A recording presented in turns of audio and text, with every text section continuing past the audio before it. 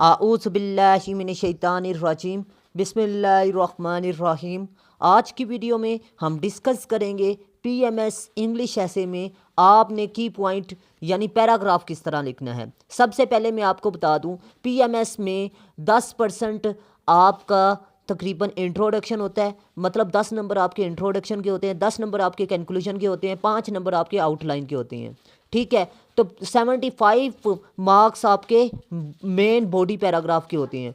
Paragraph अगर लिखना आ जाए तो 75% आपके नंबर आ सकते हैं, मतलब आप लोग इंग्लिश ऐसे इजीली क्लियर कर सकते हैं अगर आप लोग अच्छे तरीके से पैराग्राफ लिखने का तरीका सीख लेते हैं। अगर पैराग्राफ लिखने का तरीका आपको अच्छे तरीके से समझ में आ जाता है तो मैं आपको बता दूं कि आप लोगों का 75% पेपर क्लियर हो जाता है।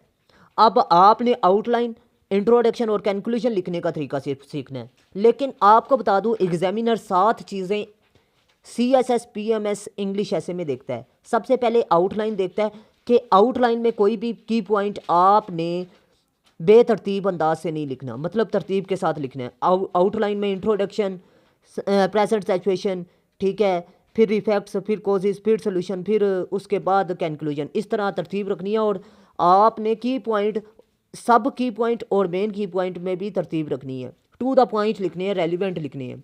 ठीक है, ये बात आपने याद रखनी है। कंप्लीट की पॉइंट्स आपने ऐसे में लिखनी है, ये ना हो कि आपने ऊपर तो 3 का जिक्र किया लेकिन लिखे 2 हैं। नहीं, बॉडी के अंदर आपने 3 ही लिखने हैं अगर आउटलाइन में आपने लिखे हैं। रेलिवेंट फैक्ट्स एंड फिगर आपने लिखनी है, कोटेशंस लिखनी है, कंक्लूजन लिखने है, ग्रामर मिस्टेक और स्पेलिंग मिस्टेक नहीं करनी। लेकिन इंट्रोडक्शन के अंदर और कंक्लूजन के अंदर आपने जो आउटलाइन में तरतीब रखी है वही तरतीब आपने जुमलों की सूरत में लिखनी है, ताकि एग्जामिनर को पता चल जाए कि आपको ऐसे लिखना आता है। अब बॉडी पैराग्राफ लिखने का तरीकाकार आपको सिखा रहा हूँ। इसमें 5 चीज़ें शामिल होती हैं: topic, sentence, extension of heading या पैराग्राफ, या एक्सप्लेनेशन ऑफ हेडिंग या पैराग्राफ, या और इसके अलावा एग्जाम्पल ऑफ हेडिंग, ठीक है, और कंक्लूडिंग लाइन ऑफ हेडिंग या पैराग्राफ। ठीक है, ये 5 चीज़ें आपने लिखनी होती हैं, पैराग्राफ जोन सा भी है। ठीक है, बॉडी के अंदर जो भी पैराग्राफ आप लिख रहे हैं उसमें 5 चीज़ें आती हैं। टॉपिक सेंटेंस क्या होता है, एक्सटेंशन ऑफ पैराग्राफ क्या होता है, एक्सप्लेनेशन क्या होती है, एग्जाम्पल क्या होती है, कंक्लूडिंग क्या होती है। ये मैं इसी वीडियो में आपको दिखाऊंगा। आपने इस वीडियो को लाजमी आखिर तक वॉच करना है ताकि आपको अच्छे तरीके से मेरी बात समझ में आ सके। अगर कोई चीज़ समझ में नहीं आती तो अगेन वीडियो समाप्त कीजिएगा, और अगर फिर भी नहीं समझ आती तो थर्ड टाइम लाजमी वीडियो को समाप्त कीजिएगा ताकि अच्छे तरीके से आपको मेरी बात समझ में आ सके। सबसे पहले बात करते हैं ऐसे टॉपिक। ऐसे का टॉपिक है problems of education in Pakistan. ठीक है, ये ऐसे का टॉपिक है और इसमें जो की पॉइंट है वो सजेशन वाला है, यानी वेज फॉरवर्ड। ठीक है, और इसमें जो सब की पॉइंट है वो करिकुलम रिफॉर्म्स है। ठीक है, इस पर मैंने एक बॉडी पैराग्राफ लिखा है ताकि आपको अच्छे तरीके से मेरी बात समझ में आ सके। ठीक है, सिंपल सी बात है, करिकुलम रिफॉर्म्स पर हम बॉडी पैराग्राफ लिखने का तरीका सीखेंगे। ठीक है, सबसे पहले टॉपिक सेंटेंस से शुरू करते हैं। टॉपिक सेंटेंस क्या होता है जी? ऐसे वाली बात को और इसके अलावा आपने मेन की पॉइंट वाली बात को यानी सोल्यूशन वाली बात को, और इसके अलावा तीसरी बात आपने जो सब की पॉइंट है उसका जिक्र एक जुमले की सूरत में करना है। जैसे कि आप देखें जी, regularly updating the curriculum is crucial for providing a well rounded education, के मुसलसल तलीमी मसाइल को हल करने के लिए निसाब को अपडेट करना ज़रूरी है। ठीक है, एक किस्म का ये आप बना सकते हैं, अपने से भी लिख सकते हैं, ये ज़रूरी नहीं है। ठीक है, एक्सटेंशन मतलब आपने जो हेडिंग में बात की, टॉपिक सेंटेंस में बात की, उसको लंबा चौड़ा करना है। जैसे कि this involves reflecting current needs, ये मुश्तमिल होती है मौजूदा सूरत हाल की ज़रूरियात पर।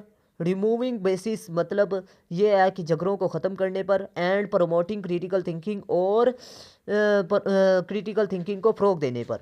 ठीक है, ये एक्सटेंशन ऑफ पैराग्राफ पर आपने बात लिख दी, मतलब बात को आपने लंबा करना है। सिंपल सी बात है। एक अहम बात बता दूं, अगर आप लोग CSS PMS और इसके अलावा तहसीलदार के इंग्लिश ऐसे की तैयारी कर रहे हैं और आपकी तैयारी अच्छी नहीं, तो आप लोग सिर्फ और सिर्फ मेरे 6 ऐसे तैयार करें, 600 ऐसे क्लियर होंगे। और ये डिस्क्रिप्टिव ऐसे की टाइप पर लिखे गए हैं, मतलब ऐसा मजमून जो कि मसाइल पढ़ाता है, democracy, social evils, current affairs, women, education, और इसके अलावा साइंस के मसाइल पर ऐसे हर साल आता है। ठीक है, अब मैं आपको बता दूं कि इनको आपने सिर्फ और सिर्फ डिस्क्रिप्टिव एंगल से तैयार करना है इन टॉपिक्स को, इंशाल्लाह आपका ऐसे आ जाएगा। और ये CSS क्वालिफायर टीचरों से चेकशुदा है। मेटा आर्टिफिशियल इंटेलिजेंस और चैट GPT को स्पेशली जो CSS का क्राइटेरिया है ऐसे चेक करने का, उस वो इंस्ट्रक्शन दे के, उन रूल्स को की इंस्ट्रक्शन दे के फिर ऐसे चेक करवाया गया मेटा से और चैट GPT से, उसके मुताबिक ऐसे चेक करवाया। और मेटा ने तकरीबन 90+ नंबर दिए हैं, जबकि चैट GPT ने 70+। मतलब आपका ऐसे तकरीबन 70% नंबरों के साथ पास हो सकता है अगर आप लोग मेरे नोट्स में से तैयारी करेंगे। अदरवाइज़ आप बुक्स में से तैयारी करें, 600 बुक्स आप बाय करें ना, 20,000 की बन जाएंगी, ऊपर से आपका 2 साल भी लग जाए, 2 साल का अरसा भी लग जाएगा, लेकिन 70+ नहीं 40+ नंबर आएंगे। ठीक है, आप लोगों ने सिर्फ मेरे पैराग्राफ का रट्टा लगाना है और वही तैयार करना है, आपका ऐसे का पेपर क्लियर हो जाएगा। आपको बता दूं कि मैंने इफेक्ट्स में 3 की पॉइंट रेलिवेंट टॉपिक वाइज लिखे हैं, उनमें से 2 आपने उठा के लिखनी है। कोशिश पर मैंने 7 लिखे हैं, आपने 3 उठा के लिखनी है। ठीक है, PMS के लिए। लेकिन अगर CSS की बात करें तो 5 आपने लिखनी है। उन्हीं का जिक्र आपने आउटलाइन में करना है, इंट्रोडक्शन में करना है और कंक्लूजन में। ये तरीका मैं सिखा दूंगा। इन पर आउटलाइन भी लिखी आपको मिलेगी और इंट्रोडक्शन भी और कंक्लूजन भी, लेकिन तब्दीली तो आपने कुछ करनी है ना। जो रेलिवेंट आपने की पॉइंट लिखे हैं बॉडी के अंदर, उन्हीं का जिक्र आपने आउटलाइन के अंदर या इंट्रोडक्शन और कंक्लूजन में करना होता है। ठीक है, मतलब आपकी आउटलाइन, इंट्रोडक्शन और कंक्लूजन आपके ऐसे की समरी होती है। सिंपल सी बात करें तो एक्सप्लेनेशन में आपने क्या करना होता है, टॉपिक सेंटेंस और इसके अलावा एक्सटेंशन और पैराग्राफ की आपने तशरीह कर देनी है। मतलब आप progressive education system prepares students for the challenges of the 21 centuries.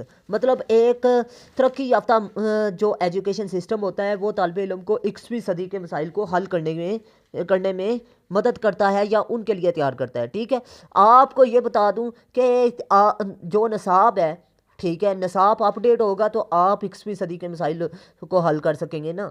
जब नसाब ही अपडेट नहीं होगा, 10 साल पुराना होगा, 20 साल पुराना होगा, तो आप मौजूदा मसाइल किस तरह हल कर सकते हैं। पाकिस्तान में अगर देखा जाए मैट्रिक का सिलेबस जो है वो 20 साल पुराना है। ठीक है, तो हमने तरक्की खाक करनी है। हमारी पॉलिसी मेकर्स ये तो लिख देते हैं पॉलिसी में कि हर साल सिलेबस चेंज होना चाहिए। क्या इस पर अमल दरामद हो रहा है? बिल्कुल भी नहीं हो रहा। ठीक है, इसीलिए तो हमारे स्टूडेंट्स हर साल CSS और PMS में फेल हो रहे होते हैं। आगे बात करते हैं example and quotation. UNESCO emphasis जोर देता है curriculum reform is essential for promoting critical thinking and promoting solving skills. आपने इसमें ये बात लिखनी है कि इसका मतलब ये है कि वो यूनेस्को कह रहा है कि निसाब में इस्तिलाहात, मतलब निसाब में तब्दीली ज़रूरी है। क्या करती है जी, कौन सी काबिलियत पैदा करती है? क्रिटिकल थिंकिंग को फ़रोग देता है और मसाइल को हल करने में मदद देता है। फैक्ट्स एंड फिगर में आपने लिखना है जी, according to the world bank countries that priorities curriculum reform see 10% increase in student achievement. मतलब कि जिस मुल्क में निसाब हर साल तब्दील होता है वहाँ पर आम तालिब इल्म की निस्बत 10% वहाँ के स्टूडेंट कामयाब हो जाते हैं। मतलब 10% वो लोग कामयाब होते हैं। 10% बहुत बड़ी तादाद है। और पाकिस्तान में अगर देखा जाए तो 10% क्या, 1% भी स्टूडेंट हमारा कामयाब बड़ी मुश्किल से होता है। आप लोग PPSC का उठा के देखें ना, वहाँ पर कंपटीशन देखें तो आपको पता चल जाएगा। 1% लोग पास होते हैं लेकिन वहाँ पर 10% पास होते हैं। ठीक है, CSS में देखें हमारा 2% 3% ज़्यादा से ज़्यादा चला जाएगा, उससे ज़्यादा नहीं स्टूडेंट पास होता, जबकि बाकी ममालिक में 10% पास हो रहा है। इसकी मेन वजह क्या है? इसकी मेन वजह ये है कि पाकिस्तान का जो निज़ाम तलीम है वो हमारे मुकाबले के इम्तिहान पर पूरा उतर रहा ही नहीं है। ठीक है, तो आप लोगों को ये बता दूं कि हम लोग 16 साल लगा देते हैं डिग्रियां हासिल करने में, तो 2 साल अगर हम तैयारी नहीं करते, 20 साल हम लगाते हैं डिग्रियां हासिल करने में, अगर 2 साल हम तैयारी पर नहीं लगाते तो हमारी बेवकूफ़ी है। ठीक है, ये मुकाबले का दौर है और इसमें हमेशा वही लोग कामयाब होते हैं जो कछुए की तरह मेहनत करते हैं। आप लोगों को बता दूं कि आप लोगों ने सिर्फ 6 ऐसे तैयार करने हैं, उनमें से पाकिस्तान अफेयर, करंट अफेयर्स और इसके अलावा जेंडर स्टडी, इस्लामियात और इंडो पाक हिस्ट्री। ठीक है, और मज़ीद इस तरह के तकरीबन 7 सब्जेक्ट मेरे नोट्स में से क्लियर होते हैं। ठीक है, कंक्लूडिंग लाइन में आपने क्या लिखना होता है? कंक्लूडिंग लाइन में आपने पैराग्राफ जो निसाब करिकुलम रिफॉर्म है ना, तो आपने निसाब में तब्दीली को ही आखिर में लिखना होता है। मतलब आप इसी तरह कह सकते हैं, इस तरह आपने जुमला लिखना है। इसी तरह हम कह सकते हैं पाकिस्तान के निज़ाम तलीम को, पाकिस्तान के निज़ाम तलीम के मसाइल को किससे हल किया जा सकता है? निसाब में तब्दीली करके हल किया जा सकता है। ठीक है, अब तीनों चीज़ों का जिक्र हमने कंक्लूडिंग लाइन में भी कर दिया, टॉपिक सेंटेंस में भी तीनों का जिक्र करना है, कंक्लूडिंग लाइन में भी। तो मैं उम्मीद करता हूँ आप लोग मेरी बात को अच्छे तरीके से समझ चुके होंगे। अगर पैराग्राफ लिखने का तरीकाकार आपको समझ में आ गया है तो लाजमी वीडियो को लाइक कीजिएगा, दोस्तों के साथ लाजमी शेयर कीजिएगा और इसके अलावा चैनल को लाजमी सब्सक्राइब कीजिएगा। अगर नहीं समझ आया तो लाजमी वीडियो अगेन समाप्त कीजिएगा। अगर फिर भी नहीं समझ आता तो थर्ड टाइम लाजमी वीडियो को समाप्त कीजिएगा, इंशाल्लाह आपको समझ आ जाएगी। अगर फिर भी नहीं समझ आती तो आप लोग मेरे व्हाट्सअप नंबर पर रब्ता करें। अगर क्लासेस लेनी है, नोट्स लेने हैं या टेस्ट सेशन ज्वाइन करना चाहता है तो करना चाहते हैं तो मोस्ट वेलकम। तो मैं उम्मीद करता हूँ आज की वीडियो आप लोगों के लिए नहायत ही इंफॉर्मेटिव रही होगी। मिलते हैं इस तरह की नेक्स्ट इंफॉर्मेटिव वीडियो में, तब तक के लिए अपना खास ख्याल रखिएगा, अपने से ज़्यादा दूसरों का। अल्लाह हाफिज़। पाकिस्तान जिंदाबाद, पाकिस्तान पाइंदाबाद।